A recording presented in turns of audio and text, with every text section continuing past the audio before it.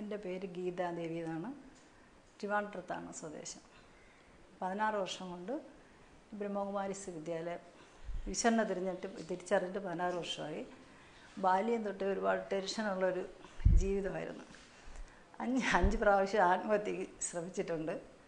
പക്ഷേ എന്ത് കാര്യം വന്നാലും അതിനെ ഫേസ് ചെയ്ത് കൊണ്ടുപോകാനുള്ള ഒരു ഭയങ്കരമായ ടെൻഷനുള്ളൊരു ജീവിതമായിരുന്നു.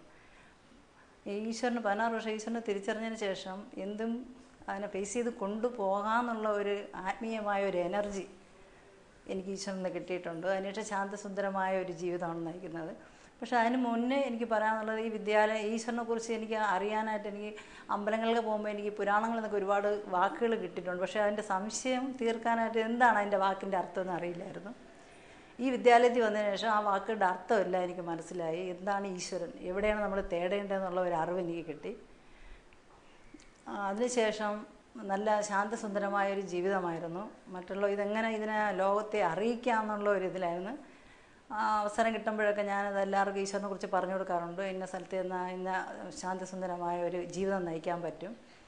ആ ടെൻഷനിൽ നിന്ന് എനിക്ക് ഒരുപാട് മുക്തമായിട്ടുണ്ട്. പിന്നെ മറ്റുള്ളവരോട് കുറച്ചൊക്കെ പെരുമാറാനുള്ള ആ ഒരു വിൽ പവർ കിട്ടിയിട്ടുണ്ട്.